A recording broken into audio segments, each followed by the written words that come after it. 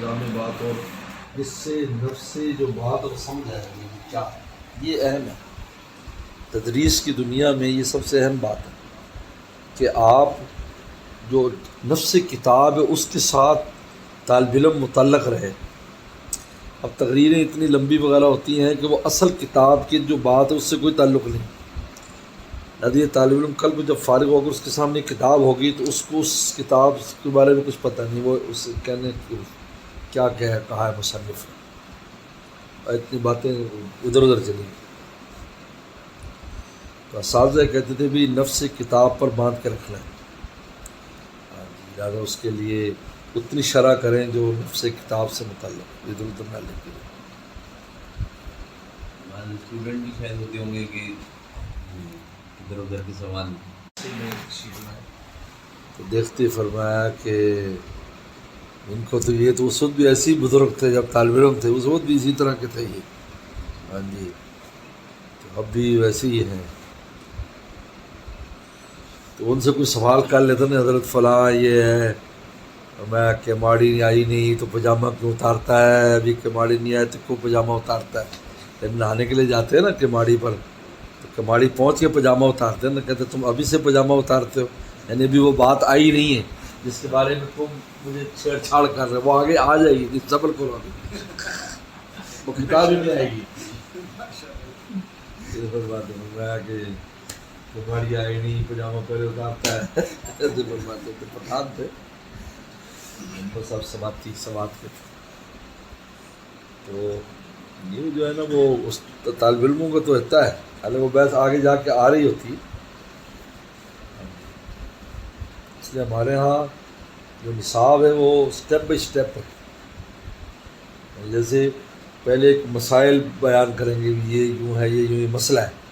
اب اس سے اوپر والے جب درجے میں جائیں گے تو اس میں دلائل آئیں گے، پھر مختصر دلائل، پھر آگے جا کر اگلی میں وہی مسئلے ہوں گے، پھر تفصیلی دلائل. یہ ترتیب ہے. تو اب اگر پہلی اس میں اگر دلائل پر بحث شروع کر دیں تو پھر وہ اگلی کتاب کیا فائدہ، وہ استعداد نہیں ہوتی اتنی کہ تحمل کر سکے. ہمارے استاد تھے، ان کو منطق کی کتاب دے دی تو حضرت مولانا مصباح اللہ شاہ صاحب رحمۃ اللہ علیہ، جو بعد میں شیخ الحدیث بنے، مفتی صاحب کے بعد، مفتی بلی حسن توقی رحمۃ اللہ کے بعد، ان کے پاس تھی اصل میں وہ کتاب سلم العلوم. یہ منطق کی بڑی ٹاپ کی کتاب ہے، ختم ہو گئی. ختم. تو وہ پڑھاتے تھے. وہ حج پر گئے تو حج پر پہلے 1.5-2 مہینے کے لیے سفر ہوتا تھا پورے. تو استاد کو جو نیا استاد، اب نیا استاد آیا تو اس نے سلم علوم کی اوپر کی جو شروحات ہیں جو ہم لوگ پڑھتے بھی نہیں ہیں، نام بھی پتہ نہیں ہے، ان کی مباحث شروع کر دی. یہ ہے اور کہا تم غور کرو، فکر کرو، اس میں کون سا سوال وارد ہوتا ہے، ایسے ایسے کر. اکثر میرے لگ جاتا تھا، یعنی تکا، ہاں یہ دیکھو یہ ملا حسن نے یوں لکھا ہے تو فلاں نے، عبداللہ نے یوں لکھا ہے تو فلاں، بڑے بڑے. خیر حضرت والا، اچھا حضرت نے صرف ایک صفحہ پڑھایا تھا، میں صرف ایک صفحہ، وہ آج بھی چلے گئے. پھر انہوں نے آگے کتاب پڑھائی، 15-20 صفحات پڑھائے، لیکن اس انداز میں تو بڑی اونچی بات ہے.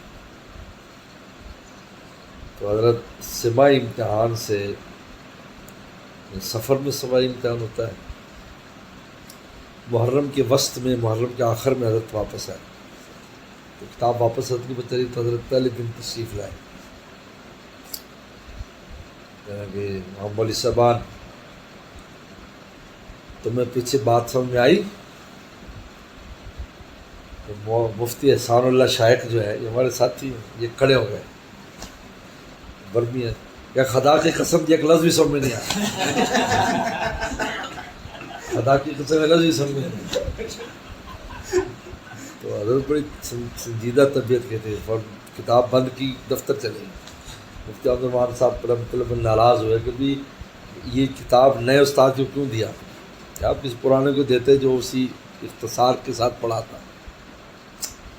پھر انہوں نے یہ کہا کہ امتحان میں صرف وہ جو صفحہ میں نے ایک پڑھایا ہے نا، بس اسی کا امتحان ہونا چاہیے، تحریر کرو اور لکھو، اور طالب علموں کو میں کل اعلان کروں گا کہا ٹھیک ہے آپ اسی میں تینوں سوال پڑھے گی صفحے پہ، پر میں بس وہ جو صفحہ پڑھایا ہے اسی کا تمہارا سماعی کا امتحان ہوگا، بس اسی کی تیاری کرو۔ ایک صفحہ ہم نے، اب ایک صفحہ کیا تھا وہ تو سب کو یاد تھا، سب نے 100 نمبر لیے۔